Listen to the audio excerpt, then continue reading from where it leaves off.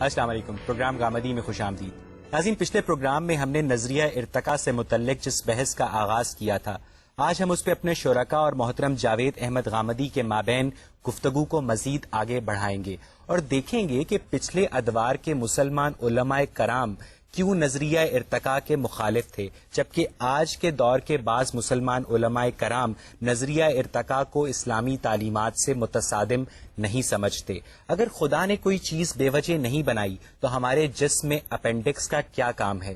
اگر خدا نے اپنی ہر مخلوق میں بقا کی استطاعت رکھی تھی تو کیوں ڈائناسور اور دیگر بہت ساری مخلوقات فنا ہو چکی ہیں؟ کیا عناصر زندگی میں ظہور ترتیب حادثاتی تھا یا مشیت خداوندی کا نتیجہ؟ یہی بحث ہمارے آج کے پروگرام کا موضوع گفتگو ہے۔ جی، آپ کا سوال؟ میرا سوال یہ ہے کہ آدم اور حوا سے آگے زندگی کیسے چلی؟ کیا ان کے بچوں کے اندر شادیاں بہن بھائیوں کی شادیاں الاؤڈ تھیں اس وقت؟ عام طور پر لوگ یہ بیان کرتے ہیں، اس کو قرآن نے موضوع نہیں بنایا، کسی صحیح روایت میں بھی کوئی بات بیان نہیں ہوئی، لیکن عام طور پر لوگ یہ خیال کرتے ہیں کہ ایک بہن کو چھوڑ کر دوسری سے شادی کر لی جاتی تھی۔ یہ جو رشتوں کی حرمت کا معاملہ ہے، یہ انسانی تمدن کے ساتھ آگے بڑھتا رہتا ہے۔ یعنی اصل چیز یہ ہے کہ انسان کو خاندان دیا جائے، خاندان میں کچھ رشتے مقدس ہوں اور ان مقدس رشتوں کے معاملے میں انسان ایک دوسرا طریقہ اختیار کرے۔ تو یہ چیز تمدنی ارتقاء کے ساتھ بڑھتی بھی رہی ہے، کم بھی ہوتی رہی ہے۔ مثال کے طور پر بنی اسرائیل کے ہاں بعض عورتوں کے ساتھ نکاح جائز تھا، ہمارے یہاں اس کو ممنوع قرار دے دیا گیا۔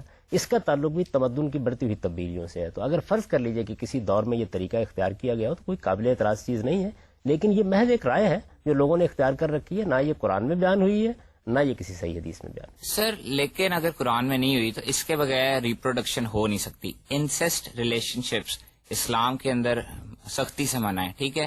تو کیا اس وقت اللہ نے حضرت آدم کو یہ نہیں بتایا تھا کہ یہ بعد میں منع ہوگے؟ کیا اس وقت دین اور تھا؟ بڑا اچھا سوال کیا آپ نے۔ ایک بات اس طرح سمجھ لیجئے کہ دین اصل میں دو چیزوں کا نام ہے، ایک ایمان اور دوسرے اخلاق۔ یہ جو شریعت اور قانون ہے یہ وقت کے ساتھ تبدیل ہوتا رہتا ہے اور اس کو تبدیل ہونا چاہیے۔ اس کی وجہ یہ ہے کہ جیسے جیسے تمدن میں تبدیلی آتی ہے تو اس کے لحاظ سے احکام میں بھی تبدیلی پیدا کی جاتی ہے۔ قبائلی نظام میں رشتوں کی نوعیت بالکل اور تھی۔ آپ دیکھیں قبائلی زندگی تھی، اس میں انسان کے لیے جینے کا کوئی راستہ اس کے سوا نہیں تھا کہ اس کی زیادہ سے زیادہ اولاد ہو، تو وہاں اس کو آپ انکریج کرتے تھے۔ بہت زیادہ شادیاں لوگ کرتے تھے کیونکہ 50 بیٹے اگر نہ ہو آدمی کے تو وہ عزت کی زندگی بسر نہیں کر سکتا تھا۔ آج آپ کے لیے 2 بچوں کو سہارنا بہت مشکل ہو جاتا ہے۔ تو یہ تبدیلیاں تغیر ہوتے رہے، یہی وجہ ہے کہ اللہ اپنی شریعت میں بھی تبدیلی کرتا رہا ہے۔ تو قرآن مجید نے اس کو بیان کر دیا کہ ایمان اور اخلاق ابدی حقیقت ہے، شریعت میں حالات کے لحاظ سے تبدیلی آتی ہے۔ اس وجہ سے اگر اس میں بھی کوئی تبدیلی آئی، جیسے میں نے مثال دی کہ بنی اسرائیل کے ہاں بعض رشتے ممنوع تھے، ہمارے یہاں نہیں ہیں، اور بعض جائز تھے جو ہمارے ہاں ممنوع ہو گیا۔ سر، اتنی تبدیلی کہ ابھی ہمیں سختی سے منع کیا اور اس وقت روز یہ کام ہو رہا تھا، روز آپ جو ہیں وہ شادیاں کر رہے تھے۔ دیکھیے، آپ کو رمضان کے مہینے میں سختی کے ساتھ منع کر دیا گیا ہے کہ آپ کھانا نہیں کھائیں گے، لیکن روزے تو پہلی امتوں پر بھی تھے لیکن رمضان میں نہیں تھے۔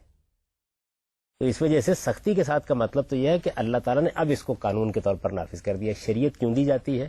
لیکن آپ سزاؤں کو لے لیں، تورات میں جو جرائم کی سزائیں بیان ہو گئی ہیں وہ ہم سے مختلف ہیں بعض معاملات میں۔ یعنی ایک قبائلی تمدن میں سزا دینے کے اور طریقے ہوں گے، سزا کے ثبوت کے اور طریقے ہوں گے، آج کے زمانے میں ہم اور طریقے اختیار کریں گے۔ فرض کر لیجئے کہ ایک زمانے میں قانون دیا جاتا تو یہ کہا جائے گا کہ 2 گواہ لاؤ، آج انگلیوں کے نشانات بول رہے ہیں، تو آپ آج بھی یہ اصرار کریں گے۔ تو اس وجہ سے جیسے جیسے تمدن میں تبدیلی آتی ہے احکام میں بھی تبدیلی آتی ہے، اور یہ تبدیلی آئی ہے۔ یہ میں نے ایک اصول کی بات کی، ہوا کیا ہے اصل میں نے آپ کو بتا دیا کہ نہ کوئی قرآن میں بات بیان ہوئی ہے نہ کسی صحیح حدیث میں، ایک قیاس ہے جو لوگوں نے کر رکھا ہوا ہے اور بظاہر اس پہ کوئی اعتراض نہیں ہوتا۔ رحم صاحب، مجھے جو آپ کی ایکسپلینیشن ہے کہ نظریہ ارتقاء کی، اس میں ذرا اختلاف ہے کہ آپ نے یہ کہا کہ جو ڈارون کا نظریہ ہے وہ صحیح نہیں ہے، جو قرآن میں بھی ارتقاء کا نظریہ ہے وہ بہتر ہے اس سے، یا وہ حقیقت ہے اصل۔ بات یہ سر کہ جو ڈارون کا نظریہ تھا وہ فوسل پہ آپ کہہ رہے ہیں کہ ہڈی لے کر اس کے افسانے تراش لیے گئے اور اس طرح طرح کے گمان کیے گئے۔ بات یہ کہ صرف جو ایوولوشن کی جو تھیوری ہے ڈارون کی، وہ صرف فوسل پہ نہیں ہے، بعد میں جب ڈسکوریز ہوئی ہیں، ایمبریولوجی میں ہوئی ہیں، جینیٹکس میں کام ہوا ہے، تو اور زیادہ ایویڈنسز آئے ہیں، تو اسی وجہ سے نیو ڈارونزم شروع ہوئی ہے۔ تو ایک اسٹیبلش فیکٹ بنا ہے، نہ کہ یہ، کیونکہ جب یہ آیا فیکٹ تو بعض لوگ اس وقت بھی یہ بات ہوئی تھی کہ یہ ایسے ہو سکتا، تو منقصر مزاج تھا ڈارون، اس نے بڑا تحقیق کی اس پہ 6 سال تک اپنی، اس کے بعد بڑی احتیاط سے 1859 میں یہ کتاب شائع ہوئی۔ سائنس میں جو فوسل کو اسٹڈی کیا جاتا ہے کس طرح بنتے ہیں اور ان کی اسٹڈی کس طرح ہوتی ہے فوسل کی، یہ پوری ایک سائنس ہے، ایک منہاج ہے، اس کا طریقہ ہے، نہ یہ کہ کوئی گپ ہے یا کوئی جس طرح بیٹھ کے اس کے بارے میں ذرا. اور دوسرا آپ نے بتایا کہ ریکارڈ کا مطالعہ کرنا تو ایک سائنسی چیز ہے. نتیجہ کیا نکلا ہے اس کے بعد؟ نتیجہ تخلیق کے حق میں نکل رہا ہے. جینیاتی سائنس جب ڈیولپ ہوئی ہے تو اس کا نتیجہ مذہب اور تخلیق کے نظریے کے حق میں نکلا ہے. یعنی یہ معلوم ہوا کہ خلیے کو جتنا ڈارون کے زمانے میں سادہ سمجھا جاتا تھا اتنا سادہ ہے ہی نہیں. یہ معلوم ہوا کہ آنکھ کا اور کان کا خاص طور پر جب مطالعہ کیا گیا تو یہ ہو ہی نہیں سکتا کسی ناقص حالت میں وہ اپنا کام کر سکے. جب پروں کا مطالعہ کیا گیا اور ہڈیوں کا مطالعہ کیا گیا کہ ان میں کس طریقے سے ہوا بھرتی ہے, کیسے اڑنے کے لیے اسباب فراہم ہوتے ہیں, اس میں پھیپھڑوں کی نوعیت پرندوں کی کس طرح تبدیل ہو جاتی ہے, تو انکشافات ایسے ہوئے کہ جنہوں نے اس نظریے کو دفن کرنے کا کام کیا. تو اصل میں بات یہ ہے کہ یہ دنیا کے لیے ایک انکشاف ہے جو آپ فرما رہے ہیں کہ یہ فیکٹ بنتا جا رہا ہے. یہ تو جیسے جیسے ایویڈنس سامنے آ رہا ہے, جینیاتی سائنس میں آ رہا ہے, حیاتیات کی دوسری شاخوں میں آ رہا ہے, فوسلز کے ریکارڈ میں آ رہا ہے. میں نے ایک مثال دی تھی, اس پر اتنا کچھ لکھا جا چکا ہے. اب ایک ایک چیز یہ بتا رہی ہے کہ تخلیق کا نظریہ جو مذہب پیش کرتا ہے وہ کتنی بڑی حقیقت بنتا چلا جا رہا ہے اور ارتقاء کا نظریہ کتنا بودا ثابت ہوتا چلا جا رہا ہے. ایک ایک چیز نفی کر رہی ہے. یہ کہا جاتا ہے کہ یہ دیکھیے جی 400 ملین سال پہلے یہ اسٹار فش تھی, اس کی نوعیت یہ تھی. اچھا, یک بیک یہ معلوم ہوتا ہے کہ وہ آج بھی دنیا کے اندر پائی جاتی ہے, اس کی بہت سی اقسام دستیاب ہو جاتی ہیں. اس کے بارے میں خیال کیا جاتا ہے کہ یہ اصل میں مچھلی سے آگے بڑھنے کا عمل تھا جو دکھا رہی تھی. آج اسی صورت میں مچھلی سمندروں کے اندر موجود ہوتی ہے اور یہی لوگ ہمیں بتاتے ہیں کہ وہ 180 فٹ کی سے کم کی گہرائی تک آتی ہی نہیں ہے سرے سے. سمندروں ہی کی چیز ہے, زمین پر نکلنا کیا. یہ سوال پیدا ہوتا ہے اس کے بارے میں کہ وہ مچھلی جب پانی سے نکلی ہوگی تو نکلنے کے بعد ارتقاء کے مراحل طے کرنے کے لیے وہ باہر تو نکل آئی, وہ جی کیسے ہوگی؟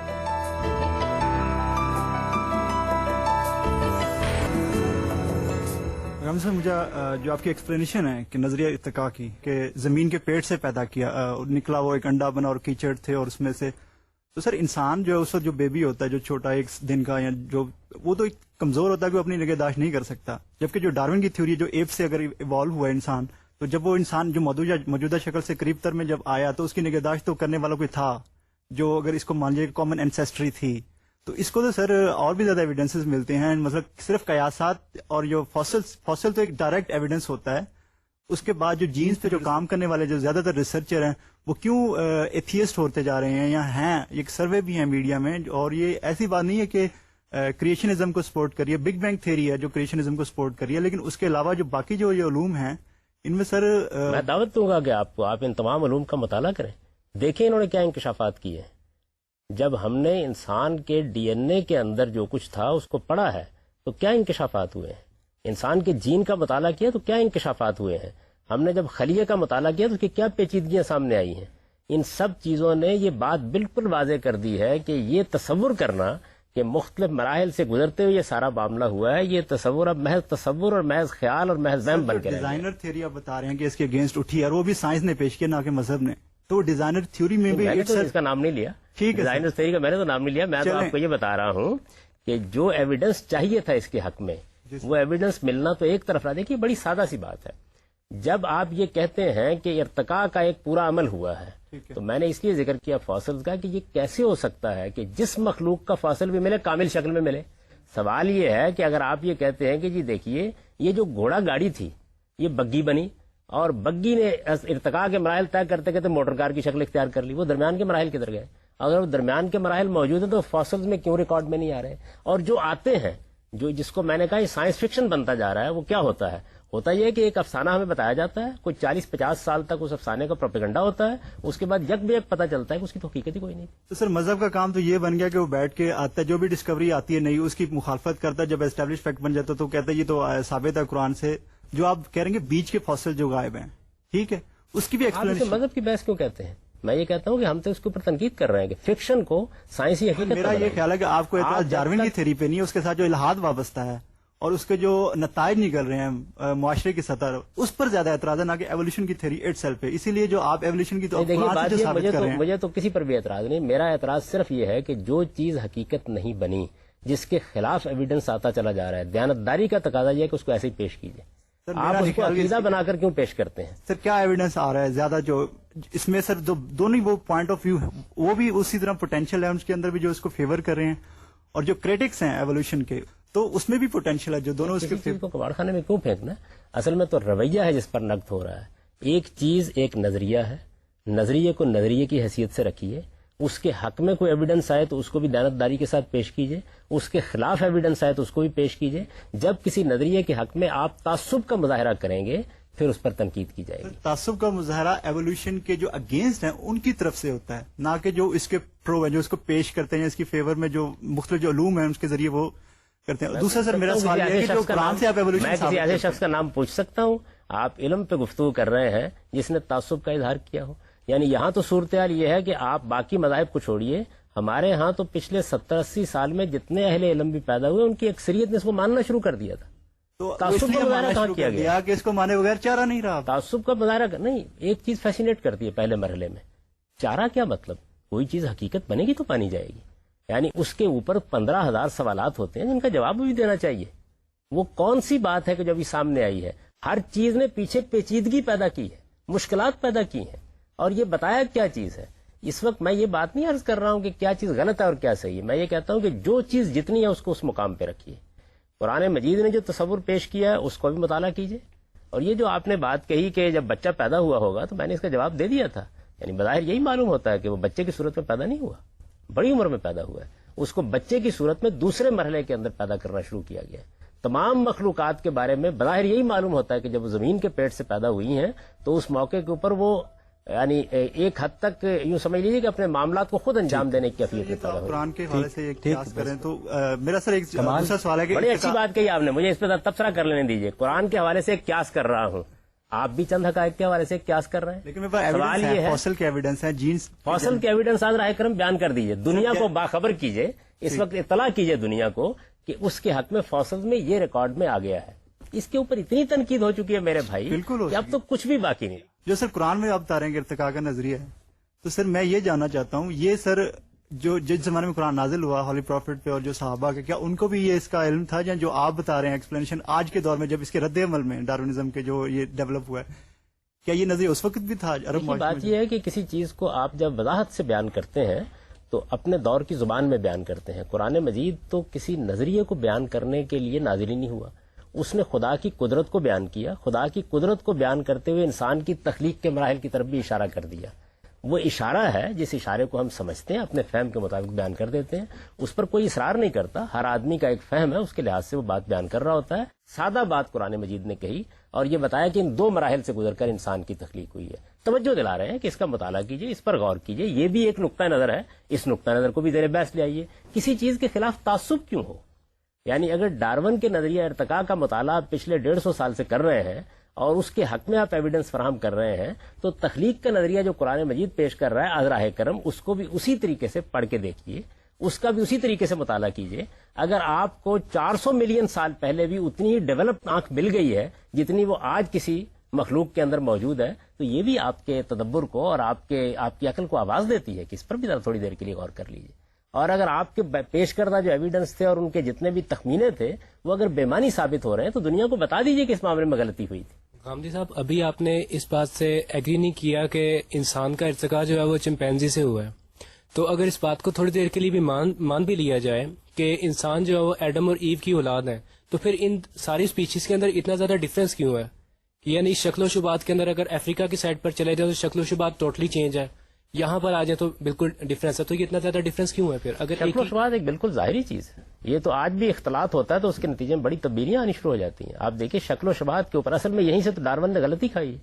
وہ تبدیلیاں جو انسان کے ظاہری وجود کے اندر ہوتی ہیں وہ حالات کے لحاظ سے بھی ہوتی ہیں، وہ اس کے ماحول کے اعتبار سے بھی ہوتی ہیں، اس کے پیشے کے لحاظ سے بھی ہوتی ہیں، اس کو کس کلائمیٹ میں رہنے کا موقع ملا اس کے لحاظ سے بھی ہوتی ہیں. اس کا ارتقاء سے کیا تعلق ہے؟ ذہن کے لحاظ سے، فکر کے لحاظ سے، شعور کے لحاظ سے، انسانیت کے لحاظ سے آپ ایک حبشی کو لے لیجئے، ایک یورپ میں رہنے والے انسان کو لے لیجئے، اس میں کیا فرق ہے؟ یہ تو بلکہ نظریہ آپ اس کے اندر اتر کر دیکھیں، یہ سخت نسل پرستی پر مبنی ہے. اس کے نتیجے میں جو سفید نسلیں ہیں ان کی برتری کا تصور ہے جس کو دینے کی کوشش کی جا رہی ہے. یہ کیا حقیقت ہے؟ جس طرح آپ مذہبی لوگوں سے یہ تقاضا کرتے ہیں کہ وہ اگر کوئی نئی تحقیق سامنے آتی ہے تو بغیر کسی تعصب کے اس کا مطالعہ کریں، اسی طرح ہم یہ مطالبہ کر رہے ہیں کہ قرآن مجید کا مطالعہ بھی اسی طرح بے تعصبی کے ساتھ کیجیے. اس نقطہ نظر پر بھی غور کر لیجیے. یہ ایک دوسرا نقطہ نظر ہے. دیکھیے میں نے جس چیز کی طرف توجہ دلائی ہے وہ یہ ہے کہ یہ جو افسانہ ہے کہ قرآن یہ کہتا ہے کہ ایک پتلا بنایا گیا اور اس میں پھونک مار دی گئی، یہ تو لوگوں کا بنایا ہوا افسانہ ہے. قرآن مجید تو بڑی سائنٹیفک بات کر رہا ہے. وہ یہ کہتا ہے کہ ماں کے پیٹ میں بالکل وہی پروسیس ہوا ہے, اسی پروسیس کو ہم نے کنڈنس کیا ہے اور اب خود انسان کے اندر رکھ دیا اور اس کے مطابق تخلیق ہو رہی ہے. یہ نظریہ کیوں قابل مطالعہ نہیں ہے؟ اس کا کیوں مطالعہ کر کے, اس پر غور کر کے اس کے حق میں بھی شواہد جمع کرنے چاہیے.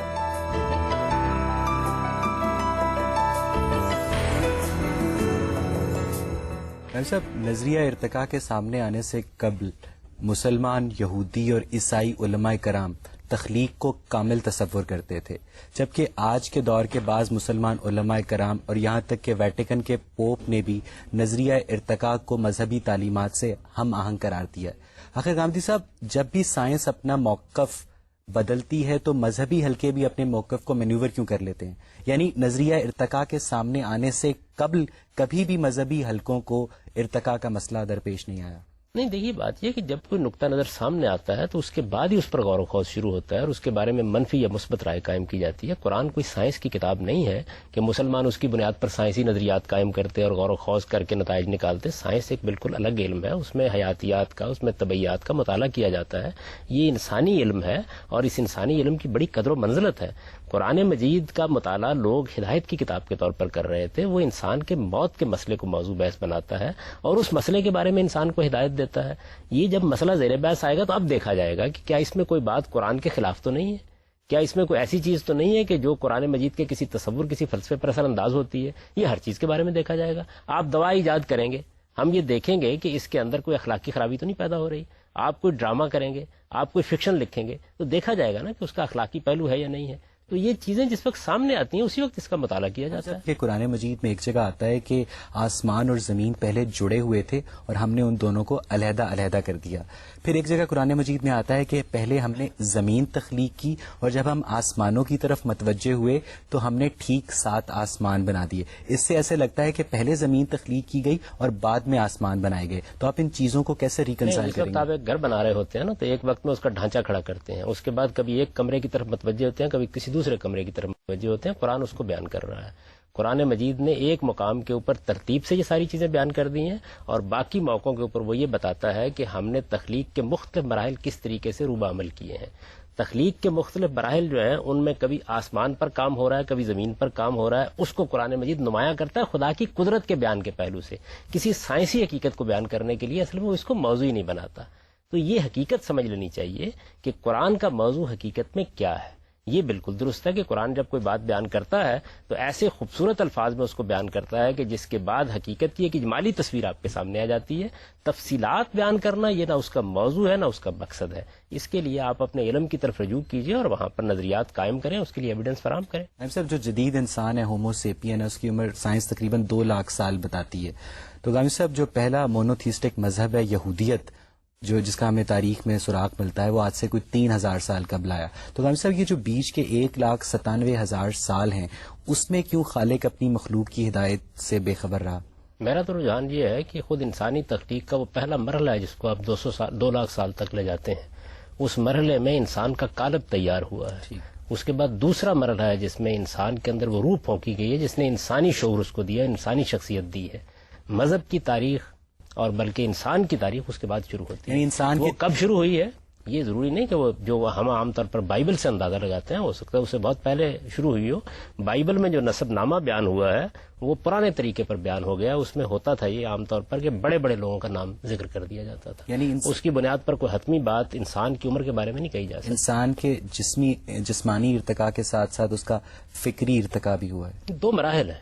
یہ بات یہ ہے کہ انسان کا ایک مرحلہ وہ ہے کہ جس میں نے جس طرح عرض کیا وہ زمین کے پیٹ سے پیدا ہوا, اس میں اس کا قالب درست ہوا ہے, اس کا حیوانی وجود مکمل ہوا ہے. اسی کو قرآن نے بیان کیا ہے.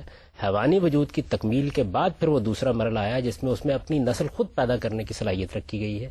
پھر اس موقع کے اوپر قرآن کہتا ہے کہ ہم نے اس میں روح پھونک کر اس کو انسانی شرف عطا فرمایا ہے. اب وہ پہلا مرحلہ کتنے ہزار سال پر, کتنے لاکھ سال پر محیط تھا, کچھ نہیں کہا جا سکتا اس کے بارے میں. قرآن نے اس کی مدت کو نہیں بیان کیا, لیکن 2 مراحل کی بالکل الگ الگ نشاندہی کر دی ہے. یعنی انسان کے اس جسمانی قالب کی تیاری کا ایک مرحلہ ہے, اس کے حیوانی وجود کی تکمیل. اب بھی ایسا ہی ہوتا ہے. اب بھی قرآن مجید یہ کہتا ہے کہ انسان کا جو حیوانی قالب ہے, زندگی تو موجود ہوتی ہے نا, وہ تو نطفے کے اندر سے جب انسان کی تکلیف شروع ہوتی ہے تو زندگی کا عمل شروع ہو جاتا ہے. لیکن قرآن مجید یہ کہتا ہے کہ مختلف مراحل سے گزرنے کے بعد کوئی کم و بیش 120 دن کے بعد وہ وقت آتا ہے جب اس میں روح پھونکی جاتی ہے اور اسے انسانی شخصیت دی جاتی ہے. تو آج بھی وہ کم و بیش 120 دن کے بعد ملتی ہے. اس وقت ہو سکتا ہے ہزاروں سال کے بعد ملی. صحیح. پوچھو سر. میرا سوال آپ سے یہ ہے کہ اگر ہم خدا کے مذہب کو اس کی ایک انٹینجیبل کریشن مان لیں اور اس کے پروسیس کو دیکھیں اور اس کو ایوولوشن کے نظریے سے منطبق کرنا چاہیں تو مجھے جہاں تک نظر آتا ہے وہ 3 چیزیں نظر آتی ہیں. ایک تو وہ بنیادی پوٹینشیل ہے جو خدا نے انسان کو دیا جو کہ اس کا دماغ ہے. دوسری چیز وہ ہے جو کہ اتفاقات پہ بیس کرتی ہے جس میں ڈفرینٹ قسم کے چانسز ہیں جو انسان کی ول پاور ہے جس کے ذریعے انسان نے علوم حاصل کیے اور کسی کے حد تک خدا کا تصور بھی واضح کیا. اور تیسری چیز اس میں یہ آتی ہے کہ خدا نے جب زمان اور مکان کے قواعد توڑے جس کو ہم ٹائم اینڈ اسپیس کہتے ہیں اور وحیاں نازل کی انسان کے اوپر تو اس کے ذریعے خدا نے اپنے اس ایوولوشنری پروسیس کو کنٹرول کرنا چاہا. تو یہ خدا کے مذہب کا پروسیس ہے جو کہ آہستہ آہستہ آدم سے لے کے حضرت محمد صلی اللہ علیہ وسلم تک چلا. اسی نظریے کو اگر ہم انسانی جسم کے اوپر منطبق کرنا چاہیں تو میں یہ کہہ سکتا ہوں کیا کہ ایک بیسک مادہ تھا جس کے اندر خدا نے ایک پوٹینشیل دیا اور اس میں ایک اتفاقات اور چانسز تھے اور ڈفرینٹ قسم کے آؤٹ کمس تھے جس کو خدا نے باری باری پرکھا اور پھر اینڈ میں اس ٹائم اور اسپیس کے قوانین کو توڑ کے اس کی تخلیق فرمائی. جب آپ کوئی رائے قائم کرتے ہیں تو یہ ضرور دیکھ لیجئے کہ خدا کی کتاب اس معاملے میں کیا کہتی ہے. قرآن بھی مذہب کی ایک تاریخ بیان کرتا ہے اور وہ یہ کہتا ہے کہ اس کی ابتدا کہاں سے ہوئی ہے. یہ بتاتا ہے کہ ہم نے پہلے انسانی کو یہ شرف بخشا کہ ان کو ہم نے نبوت کے منصب پر فائز کیا. مذہب اپنی اصل حقیقت کے اعتبار سے ان کے دل و دماغ پر نازل کیا گیا. یہ بتاتا ہے کہ مذہب کی جو بنیادی چیزیں ہیں ان کی باقاعدہ تربیت دے کر ان کو دنیا میں بھیجا گیا. اور پھر یہ بتاتا ہے کہ لوگ توحید پر قائم تھے, لوگ مذہب کے بارے میں بالکل صحیح تصور پر قائم تھے. اختلافات انہوں نے بعد میں پیدا کیے. جب اختلافات انہوں نے پیدا کیے تو اس کے بعد نبیوں کا ایک پورا سلسلہ جاری کر دیا گیا جو بار بار آ کر ان کو متنبع کرتے رہے. تو یہ قرآن مجید کی یہ بات ہے, اگر آپ اس کو حاضر علم کی روشنی میں رکھ کے دیکھیں تو یہ بڑی قرین قیاس معلوم ہوتی ہے. ہماری معلوم تاریخ میں ایک پیغمبر ہوئے ہیں محمد الرسول اللہ صلی اللہ علیہ وسلم. ان کے بارے میں تو یہ مسئلہ نہیں کہ پری ہسٹورک ہے. انہوں نے توحید کا تصور پیش کیا, توحید کی منادی کی, آخرت کا تصور پیش کیا. آپ مجھے یہ بتائیے کہ اس کے بعد ہمارے یہاں جو فرقے پیدا ہوئے, جو گروہ پیدا ہوئے, ان میں کتنا زوال آ گیا, کتنے اختلافات انہوں نے پیدا کر دیے. تو یہ جو ہم اس دنیا کے اندر 1400-1500 سال میں اپنی آنکھوں سے دیکھ رہے ہیں, اسی پر قیاس کیوں نہ کریں کہ ماضی میں یہی پیش آیا ہوگا. تو یہ نظریہ زیادہ قرین قیاس ہے یا وہ نظریہ زیادہ قرین قیاس ہے, اس کا مطالعہ کرنا چاہیے. سر اگر یہ تصور کیا جائے کہ انسان بچے کی صورت میں پہلے پیدا نہیں ہوا, کچھ شعور تھا, تو آپ مجھے یہ بتلائیے کہ اس کی شعوری کیفیت کیا تھی. اب ہم دیکھتے ہیں کہ آپ بلوغت میں جاتے ہیں بچپن سے تو آپ کو شعور آتا ہے, تو پھر کیا وہ باشعور تھا پہلے سے؟ آدم و حوا کے بارے میں یہی معلوم ہوتا ہے کہ وہ باشعور تھے. اللہ تعالیٰ نے ان سے کلام کیا, ان کو مخاطبے کا شرف حاصل ہوا, ان کو ایک خاص جگہ پر رکھ کر بتایا گیا کہ ان کی فطرت کیا ہے, ضروری تعلیم دی گئی, اس کے بعد اس دنیا کی ابتدا کر دی گئی. قرآن مجید تو یہ کہتا ہے کہ ہم نے ایک ہی جان سے پوری انسانیت کو پیدا کیا اور آدم و حوا یہ ہیں جن کی نسل اب دنیا کے اندر موجود ہے. وَبَثَّ مِنْهُمَا رِجَالًا كَثِيرًا وَنِسَاءً.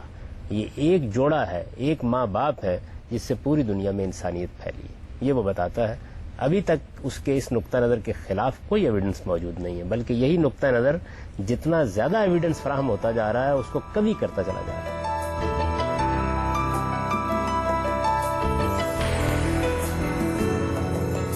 بات یہاں پہ جو زیادہ تر ہو رہی ہے اس کو اگر ہم تھوڑا جنرلائز کریں تو وہ یہ ریزن اور فیتھ کی بات ہو رہی ہے. تو عباسی دور میں کہا یہ جاتا ہے کہ اسلام جو ہے, فیتھ جو ہے اسلامک, وہ ریزن کے خلاف ہے. اور اس کی مثال یہ دی جاتی ہے کہ عباسی دور میں جب معتزلہ کو سنب کیا گیا تو وہ دراصل ریشنلزم کا ایک قتل تھا اور اس کی بنیاد پہ مسلمان مادی طور پہ پھر ترقی نہیں کر سکے, انحطاط پذیر ہو گئے. تو میرا سوال یہ ہے کہ کیا اسلام ریزن کو سنب کرتا ہے یا اس ریزن کو صرف سناب کرتا ہے, اس سائنس اور اس فیتھ اور ریزن کے اس ریلیشن کو جس میں ایک دوسرے پر اطباق و تطبیق سے اسلام کو سائنس سے ثابت کیا جاتا ہے اور سائنس کو اسلام میں. تو کیا یعنی اس کی کیا سٹیٹس کیا ہے اسلام میں صحیح, کہ کیا ریزن جو ہے وہ اسلام میں الاؤڈ ہی نہیں ہے یا صرف وہاں پہ الاؤڈ نہیں ہے جہاں اطباق و تطبیق کا مسئلہ آتا ہے؟ دیکھیے, اسلام کا مطالعہ آپ جب بھی کریں تو نہ عباسی دور کے حوالے سے کریں, نہ اموی دور کے حوالے سے کریں, نہ عثمانی دور کے حوالے سے کریں. اسلام کا مطالعہ خدا کی کتاب کی روشنی میں ہونا چاہیے. آپ جب قرآن مجید کو پڑھتے ہیں تو قرآن مجید تو ہر تیسری آیت میں اصرار کر رہا ہوتا ہے کہ تم عقل سے کام کیوں نہیں لیتے, تم تدبر کیوں نہیں کرتے, تم غور و خوض کیوں نہیں کرتے؟ تو قرآن مجید کی روشنی میں مذہب کا مطالعہ کرنا چاہیے. جہاں تک عقل اور استدلال کا تعلق ہے, آخر اسی کی بنیاد پر چیزیں مانی جائیں گی, اسی کی بنیاد پر کسی چیز کو نہ ماننے کا فیصلہ کیا جائے گا. عقل اور استدلال سے دستبردار ہونے کے بعد وہ کیا چیز ہے جس کی بنیاد پر آپ کسی چیز کو مانیں گے؟ قرآن مجید اسی اصول کے اوپر اللہ تعالیٰ کے وجود کے بارے میں دلائل دیتا ہے, نبوت کے بارے میں دلائل دیتا ہے, قیامت کے بارے میں دلائل دیتا ہے. وہ دلائل کس کو اپیل کریں گے؟ وہ انسانی عقل ہی کو اپیل کریں گے. غلطی کیا ہوتی ہے؟ غلطی یہ ہوتی ہے کہ ہم بعض اوقات ایک خاص علم سے مروب ہو کر اس کی جو منطق ہے اس کو عقلی بات سمجھ لیتے ہیں.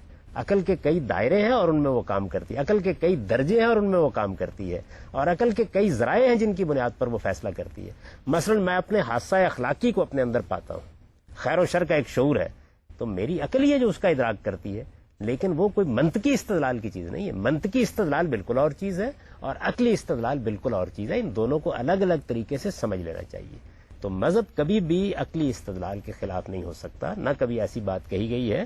البتہ جس چیز کو آپ نے فیتھ یا ایمان سے تعبیر کیا ہے وہ کیا چیز ہے اس کو بتائے گا نا اللہ تعالیٰ, اس کو بتائیں گے.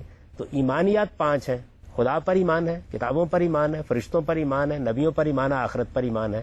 ان میں سے تو ایک ایک چیز کے حق میں قرآن نے دلائل دی ہیں. آدم اور حوا انسان تھے, کیونکہ جیسا کہ بتایا جاتا کہ روز بچوں کی برتھ ہوتی تھی, تو وہ انسان مطلب ایک نارمل انسان کو دیکھا جائے تو دے ول بی کالڈ میوٹنٹس, ٹھیک ہے, they are not human beings. تو اس طرح دیکھا جائے تو پھر تو جس طرح سائنس کہتی ہے کہ انسان نہیں تھے اور یہ بندر تھے اور قسم مخلوق تھی کوئی, پھر تو وہ چیز صحیح نہیں ہو جاتی. یہ آپ کو کس نے بتایا کہ آدم و حوا کے یہاں صبح و شام بچے پیدا ہوتے رہتے تھے؟ سر یہ ہر جگہ پہ لکھا ہوا ہے کہ ادھر ہر جگہ سے کیا مراد ہے؟ ایک تو قرآن مجید ہے, اس میں تو کہیں سر 9 months سے کم پیریڈ میں ہوتے تھے, اور 9 months جو ہے میں یہ کہتا ہوں کہ ایک تو قرآن مجید ہے, اس میں تو یہ کہیں لکھا ہوا. اس کے بعد رسالت میں آپ صلی اللہ علیہ وسلم کی حدیث ہو سکتی ہیں, اس میں بھی کہیں نہیں لکھا ہوا. تو سوال یہ ہے کہ جو افسانے بیان کیے جاتے ہیں, یعنی ہم سائنس میں بھی افسانے پڑھتے ہیں, ہم مذہب میں بھی افسانے پڑھتے ہیں. جب آپ سائنسی علم پہ گفتگو کریں تو حقائق کی بنیاد پہ گفتگو کریں. نظریات بہت ہوتے ہیں. دیکھیے سائنسی علم کیسے ترقی کرتا ہے, نظریات پیش کیے جاتے ہیں, مفروضے کے طور پر ہوتے ہیں, تحقیق کی جاتی ہے, لیکن نظریے کو نظریہ رکھیے, مفروضے کو مفروضہ رکھیے. مذہب پر گفتگو کرنی ہے تو سب سے پہلے دیکھنا چاہیے قرآن کیا کہتا ہے. اللہ تعالیٰ نے قرآن میں جو بات بیان کی اس کے بالکل خلاف ہے. اللہ تعالیٰ یہ بیان کرتے ہیں کہ پہلے مرحلے میں جو تخلیق ہوئی ہے, براہ راست مٹی کے پیٹ سے جو تخلیق ہوئی ہے, اس کے بارے میں بھی نہیں کہا جا سکتا کہ وہ اربوں سال میں ہوئی ہے یا لاکھوں سال میں ہوئی ہے یا کروڑوں سال میں ہوئی ہے, کیا ہوا ہے. اور دوسرے مرحلے کے بارے میں بھی اللہ تعالیٰ نے کوئی مدت مقرر نہیں کی, لیکن یہ جو 9 مہینے کی 10 مہینے کی مدت ہے جو نسل کے اعتبار سے ہے, یہ تو ہمارے مشاہدے کی چیز ہے. سوال یہ ہے کہ اس کے خلاف کوئی بات ہو تو ہم قبول کریں گے نا, ورنہ یہی سمجھیں گے کہ اسی اصول کے اوپر بچے پیدا ہوتے رہے. اس کے خلاف کوئی چیز اللہ کو بیان کرنی چاہیے یا تاریخی شواہد سے سامنے آنی چاہیے. سر آپ نے بھی کہا کہ جو ان کا سوال تھا کہ حضرت آدم اور حضرت حوا جس طرح سے بچوں کی پیدائش یا اس میں جو عرصہ ہوتا تھا وہ مذہب میں بیان نہیں کیا گیا, اور دوسری طرف آپ یہ بھی کہہ رہے ہیں کہ جو سائنس ہمیں بتا رہی ہے اس پہ جو ریسرچ میں بتاتی ہے اس پہ بھی ہم یقین نہ کریں. تو ہم اپنی سوچ کو, جو ہماری پیاس ہے سوچ کی اور نالج کی, ہم اس کو کس طرح سے پر کریں؟ یہ میری بہن, میں نے کب کہا ہے کہ آپ ریسرچ پہ اعتماد نہ کریں, ریسرچ کریں, لیکن جب کوئی چیز حقیقت بنے تو تب اس کو حقیقت کے طور پر پیش کریں. جب تک وہ ایک مفروضہ اور نظریہ ہے اس کو اسی حیثیت سے پیش کریں, ایک بات.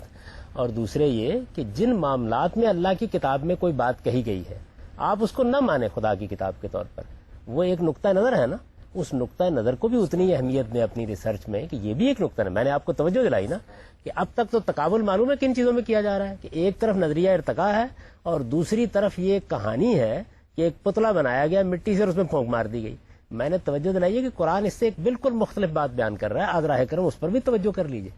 وہ کہتے ہیں ارتقاء ہوا ہے, لیکن ارتقاء کی نوعیت یہ ہے, ان 2 مراحل کے اندر انسان کو تخلیق کیا گیا ہے. پہلے مرحلے میں تخلیق کا یہ پروسیس اختیار کیا گیا ہے, دوسرے میں یہ اختیار کیا گیا ہے.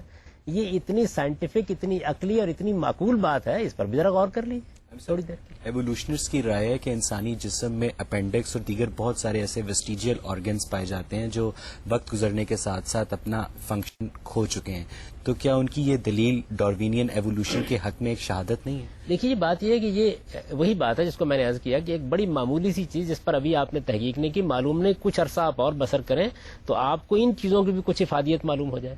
کتنی چیزیں ہیں جن کے بارے میں انسان آج نہیں جانتا, کل جان لے گا. اور کتنی چیزیں اپینڈکس کو کاٹ کے پھینک دیا جائے تو انسان ایک مکمل طور پر صحت مند زندگی بسے. دیکھیے جی بات یہ ہے کہ دل تبدیل کر دیا جاتا ہے, گردہ تبدیل کر دیا جاتا ہے, گردہ ایک ختم کر دیا جاتا ہے، اس کے باوجود بھی انسان زندگی سب بسر کر رہا دوائیاں ہے۔ لینی پڑتی ہیں جبکہ اپینڈکس کے بعد کوئی دوائی نہیں لینی میں یہ عرض نہیں کر رہا، میں یہ عرض کر رہا ہوں کہ آپ افادیت افادیت کو صرف صحت تک کیوں محدود کرتے ہیں؟ افادیت کے 10 پہلو ہو سکتے ہیں جن میں سے کچھ چیزیں ہمارے علم میں نہ آئی ہوں آج۔ یعنی اب جب زندگی کو بڑھنے دیجئے، تحقیق کو آگے بڑھنے دیجئے، یہ محض ایک آنت کا ہونا یہ تو اس بات کی دلیل نہیں ہے کہ انسان جو ہے وہ بندر سے پیدا ہو گیا ہے، یا انسان مچھلی سے پیدا ہو گیا ہے، یا انسان گھوڑے سے پیدا ہو گیا ہے۔ یہ بہت کم ایویڈنس ہے۔ یہ تو محض زیادہ سے زیادہ آپ کہہ سکتے ہیں کہ اچھا اس پر غور کرنے کے لیے ایک کرینہ یہ بھی ہے۔ میں یہ کہتا ہوں کہ اس کو اسی جگہ رکھیے۔ کرائن کو کرائن کی جگہ رکھا جاتا ہے، یعنی آپ نے ایک شخص کو پھانسی چڑھانا ہے، اس کے لیے شہادت ہونی چاہیے، ایک معمولی سا کرینہ، معمولی سا احساس ہو سکتا ہے کہ یہ آدمی اس نے قتل کیا، اس کی بنیاد پر پھانسی چڑھا دیں گے اس کو۔ تو میرا کہنے کا مطلب یہ ہے کہ دونوں جانب پہ استدلال پیش کیا جا رہا ہے، اس استدلال کو اسی طرح پیش ہونا چاہیے جیسے کہ وہ ہے۔ تخلیق کے نظریے کے حق میں جو استدلال پیش کیا جا رہا ہے وہ بھی اسی جگہ رہنا چاہیے، اور ارتقاء کے نظریے کے حق میں جو بات کہی جا رہی ہے وہ بھی اسی جگہ رہنی چاہیے، اور اگر اس کے خلاف کوئی بات سامنے آتی ہے تو دیانتداری کے ساتھ اس کو دنیا تک پہنچنا چاہیے۔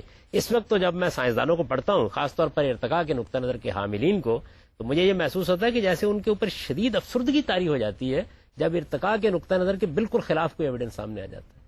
تخلیق کے نظریے کو اور ارتقاء کے نظریے کو برابر رکھ کر مطالعہ تو کیجیے کم سے کم ان دونوں کا۔ یہ کیا تعصب ہے کہ ایک چیز کو آپ سائنسی حقیقت کے طور پر بیان کرنا شروع کر دیتے ہیں، ہے وہ ایک نظریہ، اور دوسری چیز کو آپ رد کر دیتے ہیں، اس پر غور کرنے کے لیے بھی تیار نہیں ہوتے۔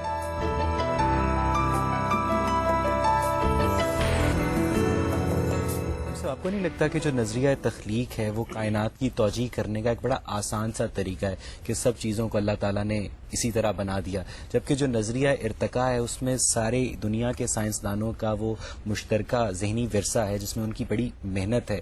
تو جو زیادہ مشکل رہا ہے، جو زیادہ کٹھن رہا ہے، وہ نظریہ ارتقاء ہے نہ کہ نظریہ تخلیق۔ یہی بات یہ نظریہ تخلیق کو آپ نے بہت سادہ کر دیا، خدا نے بنا دیا۔ میں نے تو آپ کو بتایا کہ قرآن مجید اس کی کچھ تفصیل بیان کر رہا ہے، یعنی یہ بتا رہا ہے کہ یہ تخلیقی عمل کیسے ہوا ہے، اس پر تو غور کرنا چاہیے۔ یعنی ایک راہ چلتا آدمی ایک نظریہ پیش کرتا ہے اور آپ کو ذرا قرینے قیاس لگتا ہے تو آپ فوراً تحقیق کرنے کے لیے بیٹھ جاتے ہیں۔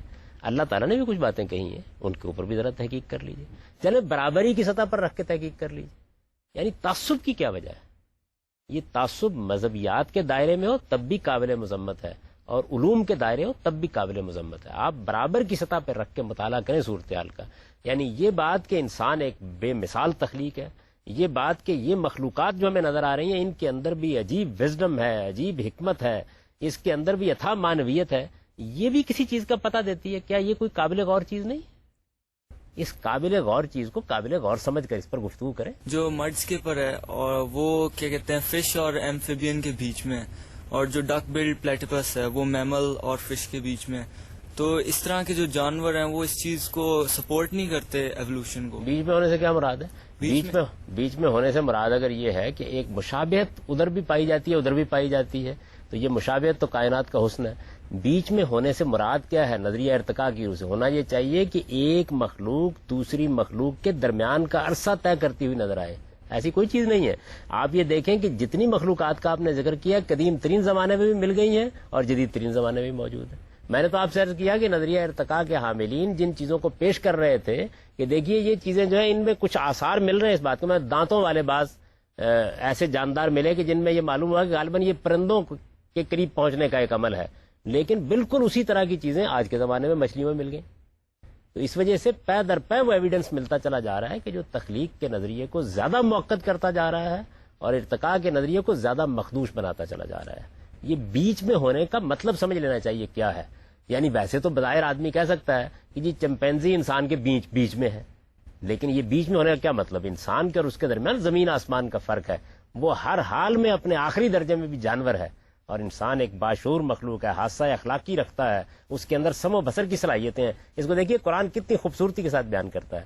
ہم نے انسان کی تخلیق گارے سے کی، ہم نے دوسرے مرحلے میں اس کے اندر نسل پیدا کرنے کی صلاحیت رکھی، ہم نے اس کا تسویہ کیا، اسے نیک سوک سے درست کیا، پھر ہم نے اس کے اندر وہ انسانی روح پھونکی جس کے بعد وہ سمیع و بصیر بن گیا اور شعور کی مقام کو پہنچ گیا۔ سائنسدان یہ بھی کہتے ہیں کہ انسان کا اور جو چمپینزی کا کروموسوم ہے وہ 95% ملتا ہے، اور جو انسان کا ایک کتے سے ملتا ہے وہ 75% ہے۔ تو اس سے ہم یہ بھی کہہ سکتے ہیں کہ چمپینزی سے انسان بنا، انسان سے چمپینزی بنا، تو یہ بھی بات جو ایوولوشن کو سپورٹ کرتی ہے. یہی بات یہ ہے کہ ایوولوشن کو جو چیز سپورٹ کرے گی، اگر کبھی اس کو کوئی سپورٹ حاصل ہوئی تو وہ یہ چیز سپورٹ کرے گی کہ جس وقت آپ یہ دریافت کرنے میں کامیاب ہو جائیں گے کہ درمیان کی جتنی کڑیاں ہیں وہ بھی فاسلز میں اسی طرح موجود ہیں جس طرح کامل مخلوقات موجود ہیں.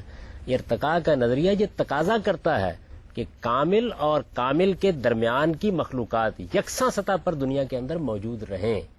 یہ ہو نہیں سکتا کہ وہ ہمیشہ ہمیشہ کے لیے مٹ جائیں. آپ یہی کہیں گے نا کہ سروائیول آف دا فٹسٹ کے اصول کے اوپر وہ مٹ گئی درمیان میں، فاسلز میں ہونا چاہیے نا، ان کا کچھ نہ کچھ ریکارڈ ہونا چاہیے. تو اس وجہ سے یہ نظریہ ہے، ایک نظریے کے طور پر اس کو پیش کریں، اس کے اوپر تحقیق بھی کریں، لیکن نظریے کو نظریہ رکھیں. اس کے بالمقابل جو بات قرآن مجید کہہ رہا ہے از راہ کرم، اس پر بھی تھوڑی دیر کے لیے غور کر لیں. سائنسدان اگر ایک بات کہہ رہے ہیں فیکٹ کے طور پر، دریافت کر لیا انہوں نے، تو بہت قابل غور ہے. لیکن اگر ایک نظریہ پیش کر رہے ہیں تو نظریے کا مطالعہ نظریے کے طور پر ہونا چاہیے. جب پوری دنیا کے جو سائنسی حلقے ہیں وہ نظریہ ارتقاء کو ایک فیکٹ کے طور پر تسلیم کرتے ہیں، اور جو پوری دنیا کے مذہبی حلقے ہیں وہ بھی نظریہ ارتقاء کے اوپر منقسم دکھائی دیتے ہیں، متحد نہیں، کیوں؟ پہلی بات کے لیے ایویڈنس چاہیے. کون سا سائنسدان ہے جس نے یہ کہا کہ یہ فیکٹ بن چکا ہے؟ میں تو یہی ماتم کر رہا ہوں کہ کوئی کہنے کے لیے تیار نہیں کہ فیکٹ بن چکا ہے. پیش اس طریقے سے کیا جاتا ہے. یہ فیکٹ اس وقت بنے گا جبکہ اس کے حق میں وہ ایویڈنس میسر آ جائے گا جو ایویڈنس تجربے اور مشاہدے کی سطح تک اس کو پہنچا دیتا ہے. ایسا نہیں ہے. دیکھیے لیبارٹری میں بھی جتنے ابھی تک تجربات ہوئے ہیں وہ بھی سرتسر نفی کرتے چلے جا رہے ہیں، اور جن چیزوں کا مطالعہ کیا گیا ہے ان کے بارے میں معلومات میں اضافے نے دنیا تبدیل کر کے رکھتی ہے. ڈارون کے زمانے میں خوردبین ابھی اتنی ڈیولپ نہیں ہوئی تھی. ڈارون کے زمانے میں ابھی سیل کا مطالعہ اس درجے پر نہیں ہوا تھا. یہ کیا کائنات ہے جو آنکھوں کی صورت میں اور کانوں کی صورت میں اپنا کام انجام دے رہی ہوتی ہے. یہ ان مخلوقات کے اندر بھی اتنی ڈیولپ کیوں ہے جن میں آپ بہت نیچے جا کے ان کا مطالعہ کر رہے ہوتے ہیں. یہ بہت سے سوالات ہیں جو پیدا ہو گئے ہیں اور ان سوالات کا مطالعہ ہونا چاہیے. اس کے اوپر فیکٹ کے لفظ کا اطلاق نہیں ہو سکتا. یہ محض ایک نظریہ، ایک تھیری ہے اور اس کو اسی حیثیت سے پیش کرنا چاہیے. ہم یہ کہتے ہیں کہ اس کے مقابل میں قرآن کا جو نقطہ نظر ہے از راہ کرم، اس پر بھی غور کریں. ناظرین، آج ہم نے ارتقاء کے موضوع پہ اپنے شرکاء اور محترم جاوید احمد غامدی کے مابین ہونے والی دلچسپ گفتگو مکمل کی. غامدی صاحب کا یہ استدلال کہ مذہبی اور سائنسی حلقوں کو علمی دیانت سے کنارہ کشی نہیں اختیار کرنے چاہیے، ہمارے لیے غور کی وجہ ہونی چاہیے. اسی لیے مذہبی اور سائنس کے تخلیقی نظریات ایک دوسرے سے مکمل مطابقت نہ رکھنے کے باوجود بھی اس پلورلسٹک معاشرے میں کو ایگزسٹ کر سکتے ہیں جو کسی بھی معاشرے کے زندہ ہونے کی عکاسی کرتی ہیں. اس کے ساتھ ہی اپنے میزبان اویس اقبال اور پروگرام غامدی کی پوری ٹیم کو اجازت دیجیے.